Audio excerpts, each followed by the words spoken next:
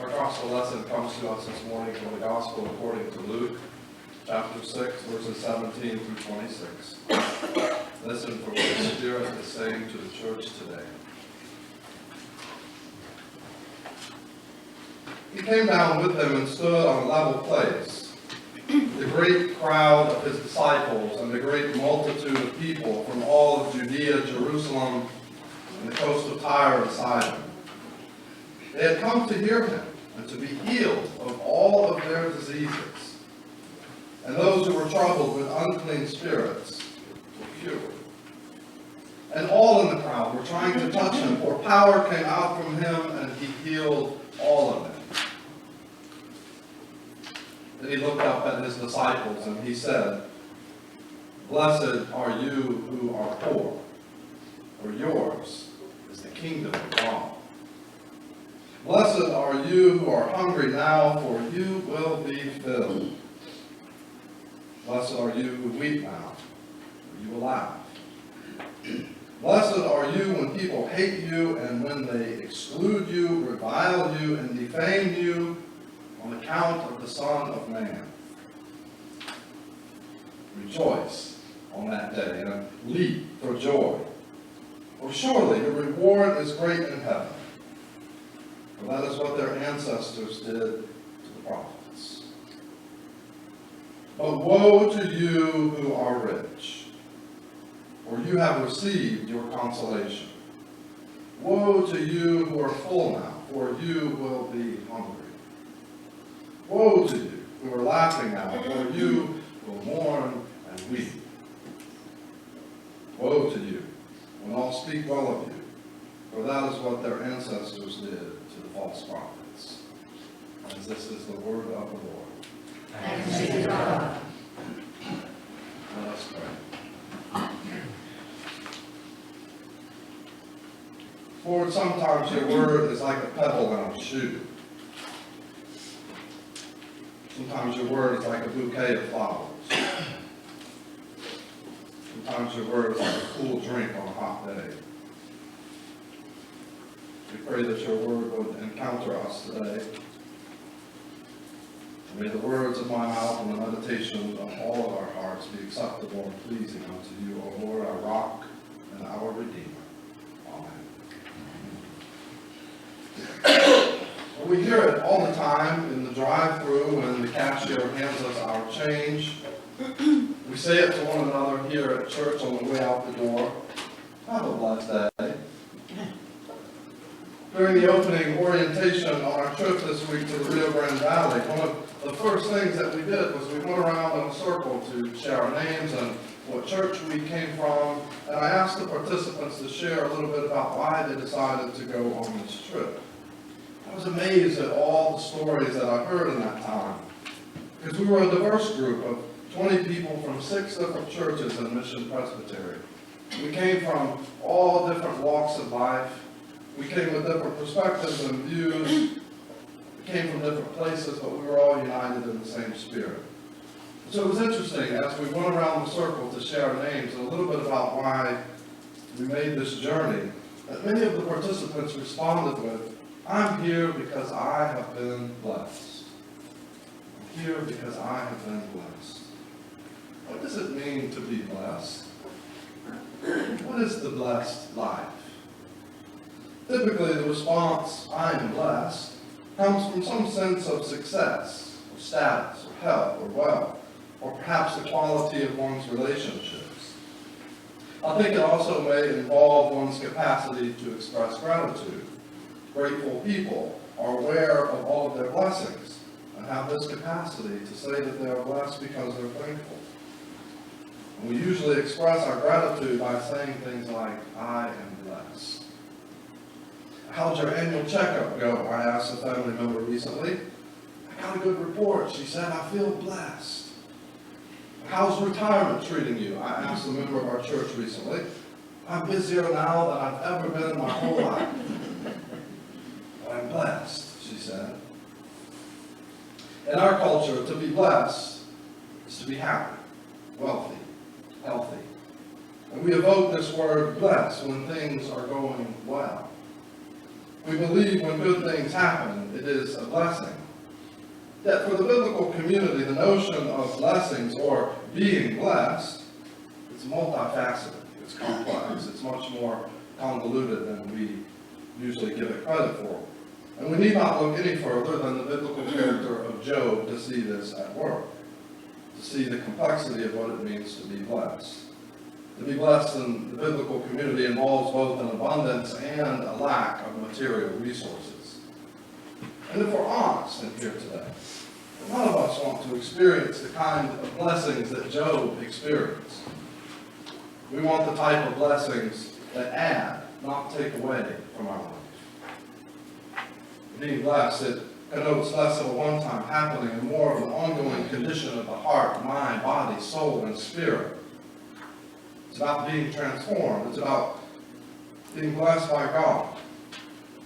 Being blessed, it has less to do with material possessions, and more to do with who we are in God. But for many of us living in the current age, we're caught in somewhat of a contradiction. We struggle with this notion of what it means to be blessed in the biblical community. Perhaps because the dominant narrative in America, more precisely in the American church, is influenced by our highly individualized, consumer-driven culture. Church is often viewed through the lens of the market, and we come to church to consume blessings and commodities and to have our needs met, much like we would at the strip mall and the boutique. I'm guilty of this too, right? I'm guilty of this too. When Angela and I lived in Dallas for a number of years, and we had left our previous denomination because we didn't feel at home there anymore, we spent at least 2 years going around visiting all sorts of different churches, all different denominations. And I suppose that the reason it took us so long to find a church home is because we were looking for a church to meet our needs, instead of looking for a church that would give us an opportunity to meet the needs of others. And if we're honest with one another here this morning, for most Americans, God is nothing more than a heavenly Santa Claus, whose sole purpose is to bless us, to meet our needs, to give us good health, to make us wealthy, and to prosper our children. Santa is a gift giver. And though we hear fables in our childhood that warn us that if we misbehave, Santa will bring us a lump of coal, who in here ever received a lump of coal from Santa? No one. No one ever received anything close to a lump of coal from Santa. Santa gives good gifts. That's what Santa does. That's who Santa is. We expect nothing less than blessings from Santa, and we expect the same from God. As Miroslav Volf writes in his book, Free of Charge, Giving and Forgiving in a Culture Stripped of Grace, many people think of God in this way, as a Santa Claus, conveniently enlarged to divine proportions.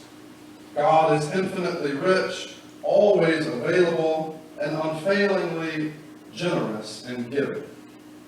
Or at least that's what we feel God, or that's what we feel any God worthy of divinity ought to be. God gives without conditions and without demands. As the sun shines and the spring flows, so God gives, solves our problems, fulfills our desires, and makes us feel good. Well, recently, I was telling Emma a bedtime story, and she looked at me as she often does, and I knew that a theological question was coming. I'm so proud of my little budding theologian. But it's scary sometimes, the questions she asks. And anytime she asks her mother a question, she says, "Go talk to your dad." But she said, "Dad, what's heaven like?" And I told her what I've told many of you who've asked me that same question. I told her that in the Bible there's multiple descriptions of what heaven is like, but no one who's gone there has ever come back to tell us exactly what it's like. And none of the descriptions in the Bible are to be taken literally. She said, "Dad, what does literal mean?" I said, "Okay, baby, let's back up. So what do you think heaven is like?" She said, "I think there's candy." I think God gives us candy in heaven. We laugh at this because it's cute. But I wonder, how many of us often think in these terms as well? How many of us often think about God and our faith through a similar lens? We think of God as some sort of Santa Claus or heavenly candy man who flutters around doling out blessings, candy, health, wealth, and prosperity. I don't think this is the way it works. The gospel way of thinking and proclaiming the good news demands that we all grow up in here and come to terms with the hard fact that God is not Santa Claus. As Jesus said, the sun rises on the just and the unjust alike, and the rain falls on the just and the unjust alike. So it's more complicated when we're talking about what it means to be blessed, to suppose that good things occur to those who are good and bad things occur to those who are bad. We all know these artless blueprints don't work in the real life of faith. And we see it all the time. People who are downright rotten thrive, and people who are the most generous, loving, and kind sometimes struggle to make ends meet. In reality, it's even more complex than that. Not only is it not accurate that blessings are not earned, that blessings come to those who do good or act in a certain way, but it's also false, according to the biblical witness, that blessing is about good things happening, or personal happiness for that matter. What Luke says to us about being blessed comes to us from the Beatitudes. From Luke's perspective, it's all about people in society who live on the fringes, outsiders. His focus is on the poor. His focus is on women. His focus is on outsiders, those with incurable diseases, the sick, the lame, the tired, the downtrodden. And his retelling of Jesus' sermon echoes his preoccupation with this demographic. In Luke's account of the gospel, it's untidy, to say the least. He makes it a point to put at the center of the story those troubled with unclean spirits, which in the Bible is an oftentimes way to describe those who are afflicted in a variety of ways. Talking about extreme poverty, oppression, physical and mental illness. And all of these outsiders, they've gathered to be healed by Jesus. And after healing them, Jesus comes down, that's significant, this downward movement. He comes down to meet them where they are, and he raised his eyes and he delivered the following words. Blessed are the poor, for yours is the kingdom of God. Blessed are you who are hungry now, for you will be filled. Blessed are you who weep now, for you will laugh. Blessed are you when people hate you, and when they exclude you, revile you, and defame you on account of the Son of Man. This entire list makes us uncomfortable. This entire list contradicts everything we typically associate with what it means to be blessed. Can you imagine the young lady at the donut shop in Sattler, upon handing me my croissant and blueberry donut, saying as she does every time, "Have a blessed day"? Can you imagine if by saying that she meant, "I hope you're poor. I hope you're hungry. I hope you weep. I hope people hate you"? If she said any of this, I would hand her back my donut and croissant, and I would never return to that establishment again. Right? These aren't blessings. Blessed are the poor. These are misfortunes. Jesus turns the whole order of things on its head. The blessings are woes and the woes are blessings. It's disorienting is what it is. Listen to these woes. But woe to you who are rich, for you have received your consolation. Woe to you who are full now, for you will be hungry. Woe to you who are laughing now, for you will mourn and weep. Woe to you when all speak well of you. How many of us are preoccupied with the thought of people speaking well of us? We're not ready for this kind of sermon. If I preached that kind of sermon every Sunday, this church would be empty. Ironically, that's exactly the type of sermon Jesus preached throughout his entire earthly ministry. I don't know what to do with that. I don't know what to do with that. Being wealthy, being healthy, being content, possessing power in the reverence of our peers, being happy, these all appear to be worthy goals. For most, this is the example par excellence of what it means to be blessed, what it means to be successful. Not so, says Jesus. Woe to you who seem to be blessed by the standards of the world. Who to you use the standards of Wall Street to measure your blessedness. And this is not to say that money and power are necessarily bad things. We all know this.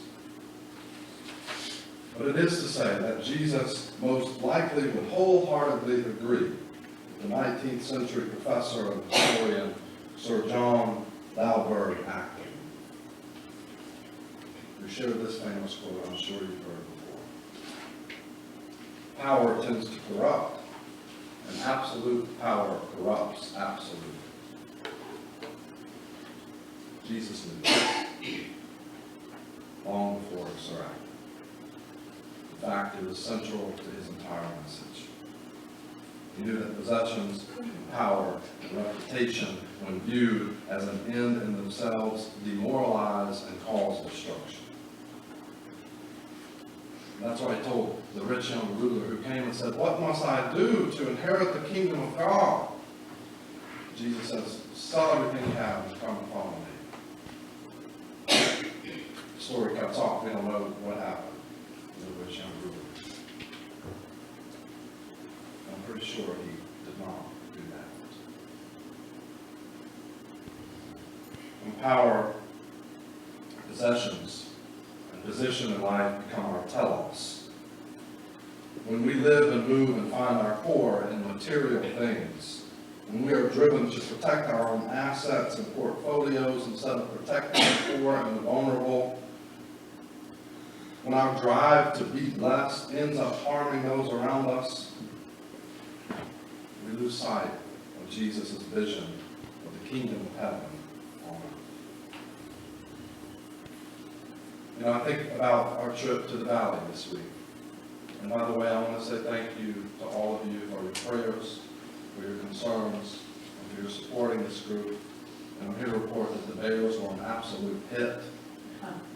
Thank you, Eleanor, and all the Act 2 group for working so hard on that. They disappeared within 5 minutes. We had 185 of them. I think about all those people that we serve, all the men, women, and children, all desperate for an opportunity in life, all tired, all afflicted, all afraid, all poor. They came seeking refuge. Most of us would look at those people and say that they are blessed. One of the leaders on the trip texted me throughout the day. We were working at 2 different sites. One group was at the bus station, another group was at the Humanitarian Center. My colleague would text me and she'd say, "How are things going over there?"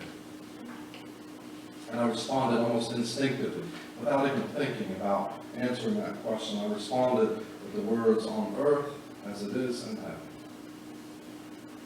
On earth as it is in heaven. As I look at the Beatitudes and review the tape in my mind of the past 3 days, I see that being blessed, according to Luke, is radically different than everything that I was taught as a child.